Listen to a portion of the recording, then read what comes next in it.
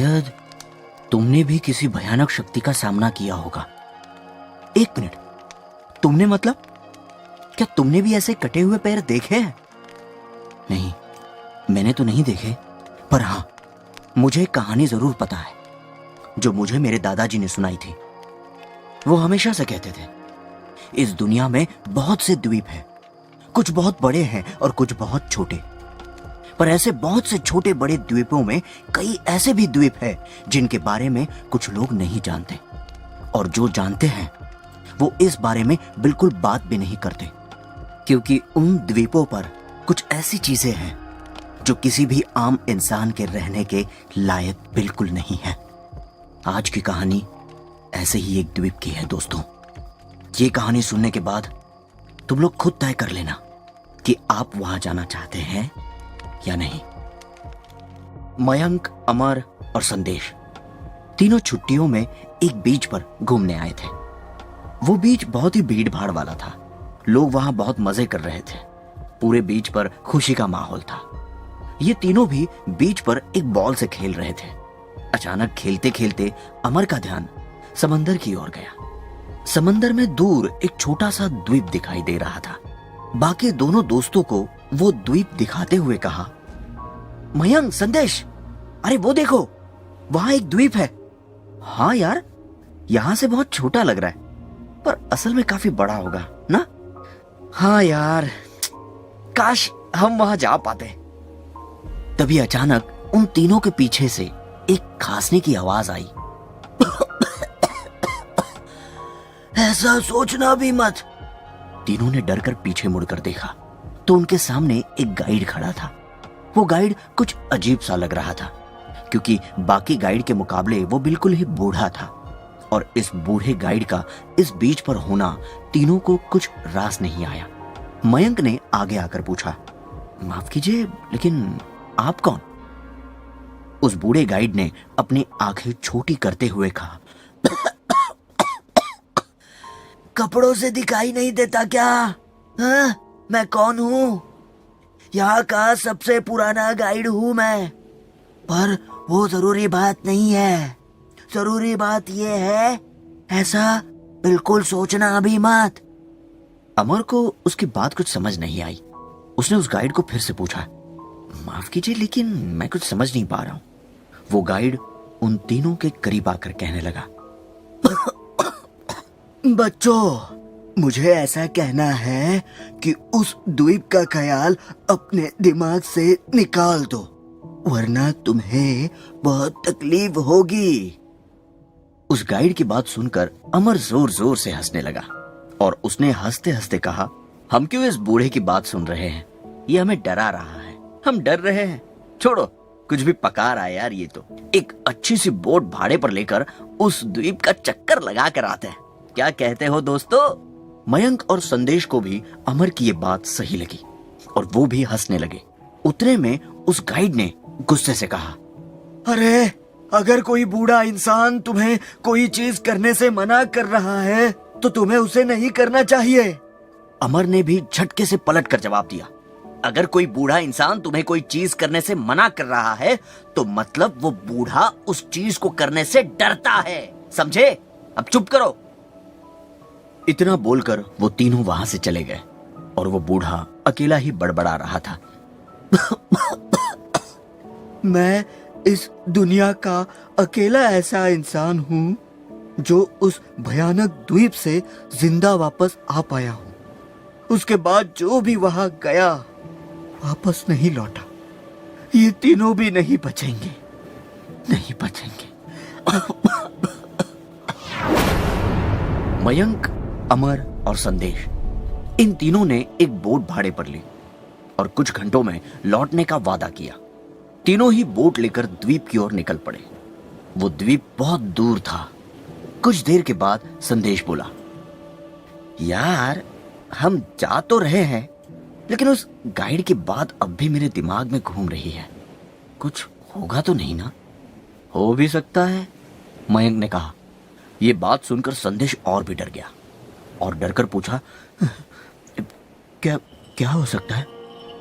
उतने में अमर ने जवाब दिया, बहुत सारा सोना। अमर और मयंक जोर जोर से हंसने लगे। संदेश डर की वजह से चुप हो गया। पूरे 1 घंटे बाद उनकी बोट उस द्वीप पर पहुंची। वो द्वीप असल में बहुत ही बड़ा था। उस पर बहुत से छोटे बड़े पर्वत थे और वो सब एक जंगल में घिरे हुए थे। वो तीनों ही उस द्वीप पर उतरे। उस द्वीप को देखकर तीनों बहुत खुश हुए।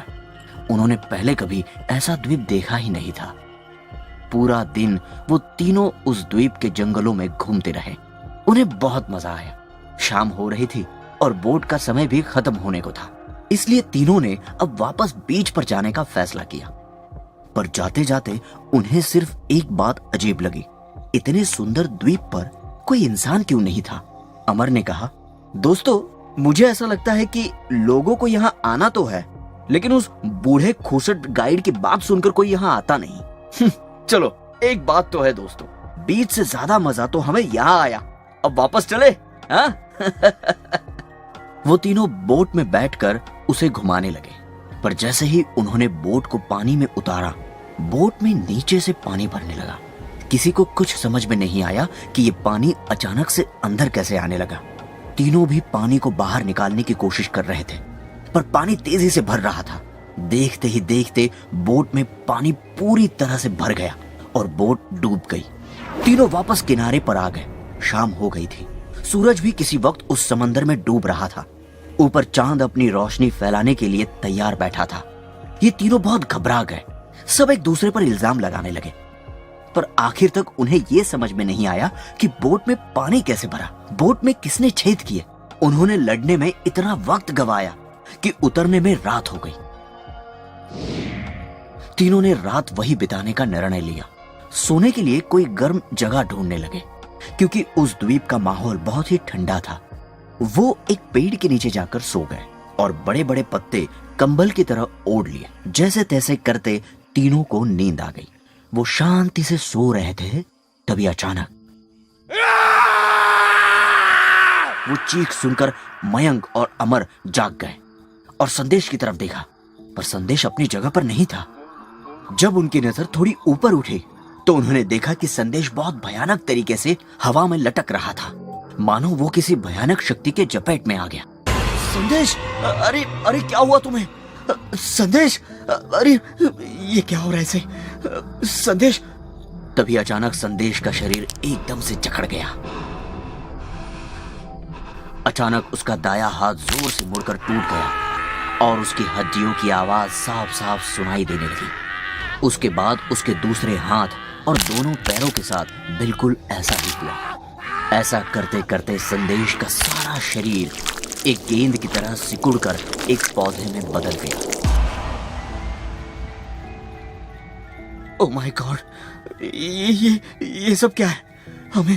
हमें यहां से भागना चाहिए। मयंक, चलो चलो जल्दी चलो। मयंक और अमर अपनी जान बचाने के लिए वहां से भागने लगे। कुछ देर बाद वो दोनों ही जंगल में घुस गए और एक छोटे से पर्वत पर जाकर रुक गए। वो दोनों ही हाफ रहे थे। मयंक ने हाफते हुए कहा, हमने संदेश को खो दिया।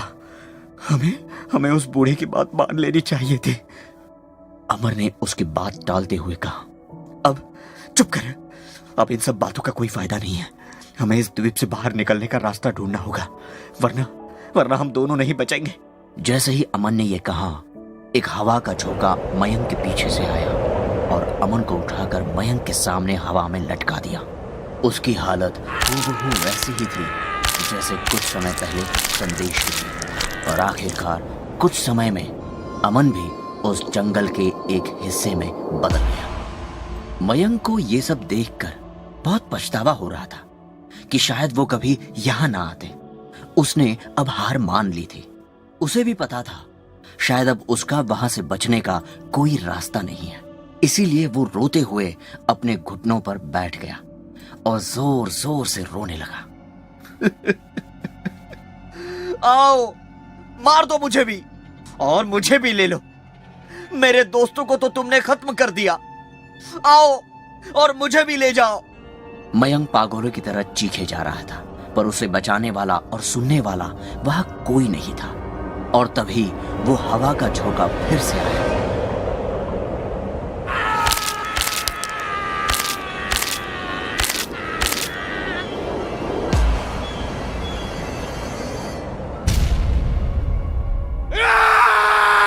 और उस पूरे द्वीप पर एक जोरदार चीख के साथ मयंक का किस्सा भी खत्म हुआ। क्या ऐसा द्वीप सच में है? क्या तुम अपनी मनगढ़ंत कहानी मुझे बता रहे हो? सच बताओ। ये तो बस मेरे दादाजी को ही पता है, क्योंकि उन्होंने ये कहानी मुझे बताई थी। क्या तुम्हें नहीं लगता कि हमें तुम्हारे दादाजी से मिलकर असलियत जान लेनी चाहिए? ऐसा सोचना भी मत, ऐसा मेरे दादाजी कहते थे। उन्होंने मुझे बताया कि जो नाव वो 4 दोस्त लेकर गए थे, वो नाव द्वीप के पास जाकर डूब तो जाती है, पर सबकी जान लेने के बाद दूसरी ओर वापस लौटकर अपने मालिक के पास आती है। मैंने तो पहले ही कहा था, ऐसा सोचना भी मत।